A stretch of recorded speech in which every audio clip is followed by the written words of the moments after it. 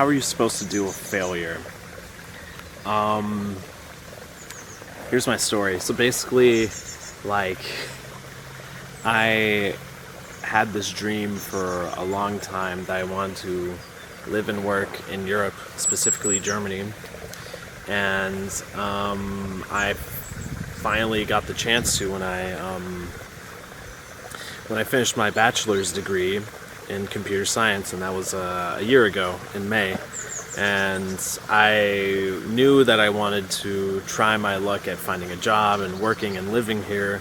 So for the past 5-6 years, I've been saving up every single cent, every single amount of money given to me for my birthday, every single paycheck I was saving for this moment, because I was able to go to school for pretty much free due to a scholarship. So I really didn't spend a lot of money going to school in the U.S. And so I saved up for a long time in order to fund this sort of job search, this move. And I finally got here, and really hasn't paid off. I only have about 3 months left. And at first it seemed like it was going smooth. I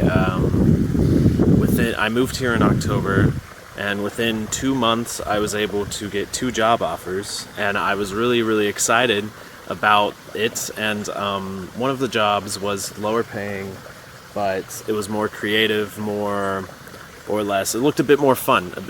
But I knew this area of Germany was somewhere I didn't really want to stay, so I needed something that I thought would be more related to my career. And the other job offer was this. It was it had a higher salary, but it seemed like it was more technical, I would learn more about my career there. And I was like, okay, so I'm going to take the higher salary one. And so I was supposed to start in January. I got the job in November, so I was supposed to start in January. But I was not able to get the Arbeitserlaubnis. I was not able to get a work permit in time due to bureaucracy taking forever. And so I was supposed to start in January, but I told them I do not yet have this work permit because they still haven't issued it to me. And so then they're like, oh, no problem, we'll just postpone it until March. So then I had 3 more months where I had to just live, off my savings. And it was fine because I knew I'm going to get a job, I'm going to have this job, and I'm going to make this money back, so no problem, right? And that was fine. So I took the time to travel, to experience life, to sort of meet people, and to go to concerts and stuff, and just experience. And I ended up getting the job, and let's just say within the first week I was bawling my eyes out. It was completely not what I was expecting. It was something so odd and so weird, and something so foreign to what I've done before, something that made absolutely no sense. It was such a weird job that I thought I could learn, that I was like, okay, this may not be super related to what I want to do later, which is software testing, QA, automation, stuff like this. So I could learn this and, work this for a while and get some experience and some money, and then apply for other jobs later. But the workplace was just so bad.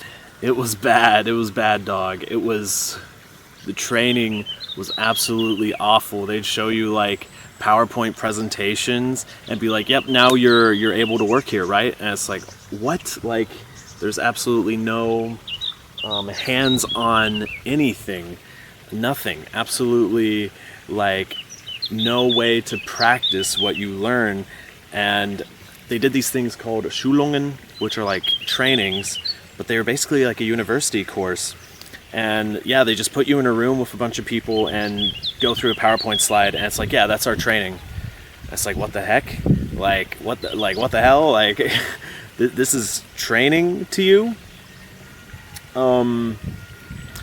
And a lot of their stuff that they trained on was just teaching the company's own, like, software. Like, not the software, it was a software company. Not the software that they're selling, but the in-house, the private software that they are using for their workspace. And all this software was like from the 1990s. Like, they used nothing, absolutely nothing that was industry standard whatsoever. Everything was at least 35 years old. And so it was incredibly hard and difficult to learn. And mind you, I'm doing this, also learning it in another language, like incredibly hard. And so, like, I was on the struggle bus, but I'm like, okay, I'm going to try really, really hard and try to learn it. And, I told my manager about it, that I'm having some issues. I'm like, I would like some more practical experience. I need some, like, work to do. And she was like, oh, this isn't university. You're gonna, we're not gonna hand you work. You have to learn it yourself. I'm like, how am I supposed to learn this if you don't give me work to learn it on? And oh boy,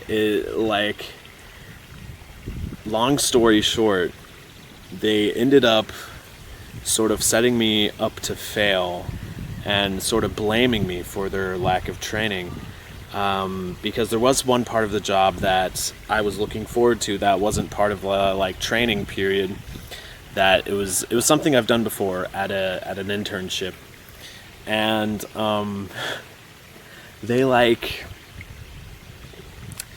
they gave me a task, and this task was pretty easy, but they only gave me like a couple of days to complete it. They gave me 3 days, and well, I have never done.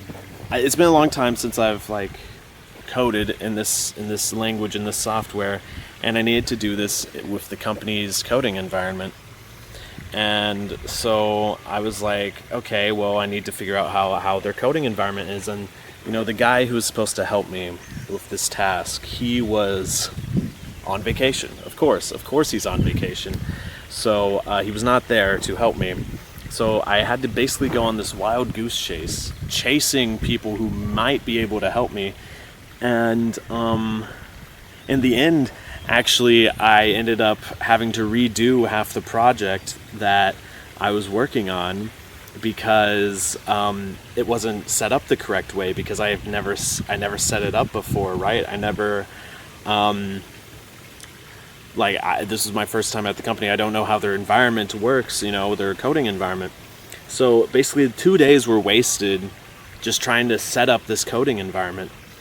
And then on the third day, I finally was able to start working on it. I coded. I tried really hard, and it was like testing software. So I wasn't super familiar with the software that I was testing. And so I wasn't familiar with the standards of the software that I was testing. So I was just kind of playing it by ear. I was just being like, okay, I even told my, one second. Basically, yeah, I had a day to complete it, and I was just basically playing it by ear. I was just doing it, okay, as long as I can show my manager that I did something, that I had a proof of concept, then maybe they could give me more time on it. So here comes the day. It was Monday. It was a Monday that I was supposed to present my thing. I was supposed to present my project, my task, the work I had over 3 days. That really was 1 day of work. And before I told my manager, I don't know, I think I'll need longer. And she's like, just show us what you have by Monday. Okay, great. So, morning of, it was working. It was working fine. It was perfect. I was running it 2-3 times just to make sure. And That's great. That's great. Okay. I then have a meeting at like 10. So I go to the meeting at 10. I take my laptop and I plug it into their like presentation machine thing, their projector, and they're like, okay, show us your work. And, I press play, I press run on the test, and it malfunctions. It does not work. It does not work. At the most comically valuable minute, it just decides to not run. And at this point, I'm like, oh, okay, this is not good. And I know why it's not running. It was something that in my mind, I totally forgot to completely consider, which is the screen size. So the projector is a different resolution, and this has a actual pretty bad effect on the testing software because of a specific way that I was using the testing software. And I explained this to them. I'm like, it's because of this. It's because of the screen resolution and the way that I programmed it. And they're like, well, that doesn't, that's not going to cut it. That's not going to cut it. How did you not know to use this instead of that? I'm like, well, because like I wasn't aware. And they like specifically told me that there are things hard coded into the software that I could have tested. But the thing is that no one was there to tell me. No one was there to guide me through this, to know that there's a specific line of HTML code just snuck in between the middle of everything that would have helped me, right? No one was there. I was asking everybody. I was on this wild goose chase, and I said that. I told my manager, like, this guy that you gave to help me wasn't there. He was on vacation or doing something. I don't know. Maybe he was on a business trip or something. I don't know. He wasn't in office. And I explained this, and my manager just said, that's it. That's not enough. That's simply not enough. We have to find something to do with you. I'm going to talk to the head boss, the CEO. And I was like, well, you saw me. You see the code. I did something. I was able to do something. I made some sort of progress. And okay, well, apparently it wasn't enough for her. And after that, we went to lunch. Not me and the manager, but I went to lunch, and I just felt very weird. I was like, well, crap, that totally didn't work. Like I'm like, this is it. Like, I was eating my pasta noodles. I'm like, this is it. This sucks. I'm over. It's over. And I was just like texting my friend, like, I don't know how this is going to end up. And after lunch, I'm just sitting at my desk, and my manager makes a surprise meeting, and she leads me into a room with a yellow sheet of paper, and oh fuck.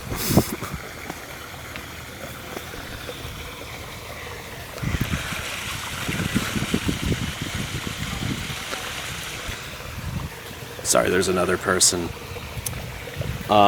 She leads me into a room with a yellow sheet of paper, and there's the HR person that I met at the very beginning.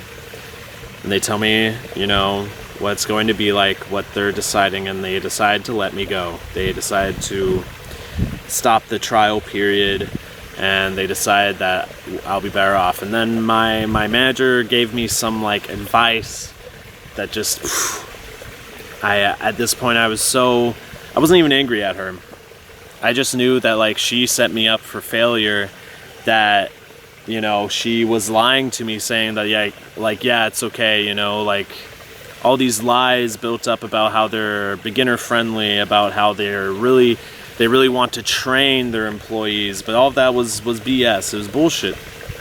I was just looking at her like, what the hell, like what the hell? And she said something about like how I'm young and I still have time, and like this isn't like, shouldn't be seen as like a professional failure or something. We just don't click. And I was just like, okay, cool. I shook her hand, and I didn't even have to sign the paper because there's nothing to sign. It's like their decision. And yeah, that was that.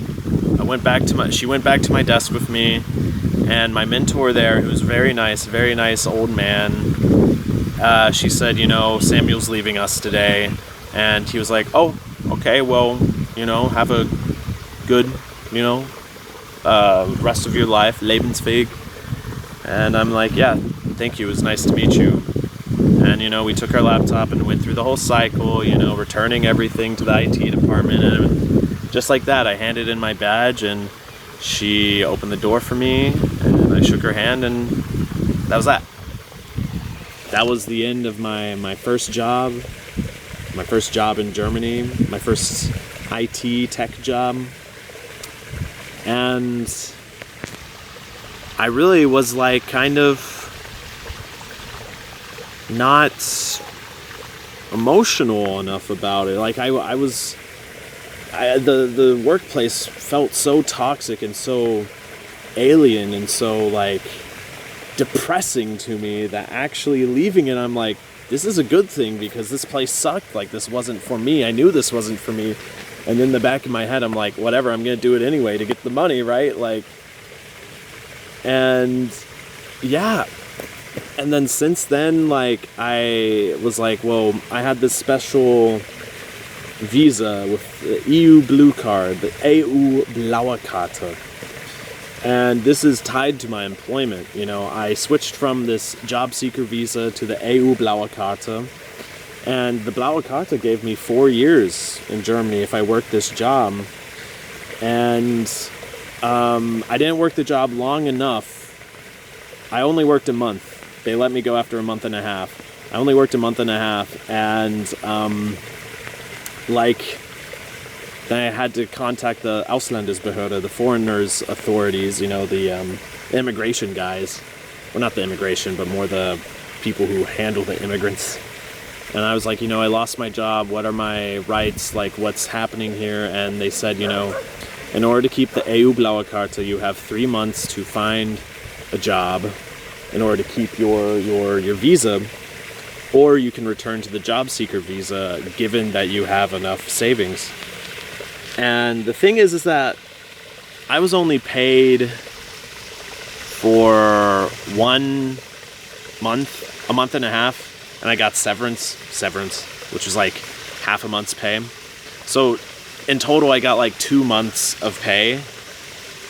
And, I was still on my savings for most of that time. So it's like, I still didn't have enough money. And so now I'm here. I was let go in late April. So beginning of May, I was completely jobless. And, at this time, like May, it became a bit too late to apply for master's degrees. Not master's degrees, but master's programs. And so now I'm like, okay, crap. I have this summer of unemployment, but also of possible having to leave Germany. I'm at this point now, it's July. It's June. It is June. It's almost July, and I have until September to find a job. And, I've been in my head because this was the dream. This was the dream for me. For the longest time, I spent so much money. I saved up so much, I didn't spend any money on myself for years. I sacrificed a lot to come here. During my university, I sacrificed friends, I gave up some romance. I put everything on the side because I focused on my studies and my health just so I can be able, and my finances just so I could be able to come here. And I missed out a lot on life, and because I was so focused on being like once I get here, then my life will start. And once I came here, my life did not start at all, because I was still in a bad position, because I was still in a spot where I didn't know what was going to happen to me next month. I didn't know. I came here, I didn't know if I was going to get a job right away. I got a job, and I didn't know if the Foreigners Authority were going to approve it or not. I got the job, but I didn't know if I was going to be able to keep the job. And then now I'm here, where now I'm like, holy shit, like, I fucking failed. I failed, like, massively. And it's like, I waited so long to live life. I waited so long to buy nice things. I waited so long to really become myself, to fulfill this dream. And it's like, for what? What did I do all this for, right? And I'm not saying I didn't live my life before. You know, I've taken so many chances to travel, to meet people, to make connections, to do stuff, to try stuff. I mean, and it's not like I think I've had a lack of experiences because of this, but it's more like, you know, if I knew that this was going to happen, that there would be almost no result after almost a year of searching, the fact that studying 4 years computer science, for there to be the worst job market in history, not in like 10 years, if I knew all of this, I wouldn't have done this. You know, I wouldn't have done this. I wouldn't have studied computer science. I wouldn't have done anything, right? I would have done something different. And that's where I'm at now, where, you know, I kind of failed, right? But I kind of didn't at the same time, because I'm here, right? But I'm not. It's not the future that I imagined it to be. It's not my present that I imagined it to be, because I had these visions where it's like, you know, I'm gonna have a nice apartment, I'm gonna have a cat or a dog, and I'm gonna be living in Germany. I'm gonna have a little bike, you know, and a nice, well-paying job. And now I'm here. I have an apartment, no cat, my cat died,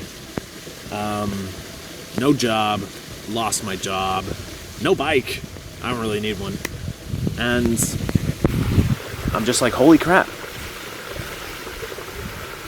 All this sacrifice, and it hasn't paid off. And of course, you know, something could happen in the next 2 months, because I have 2 months left, 2 months worth of savings.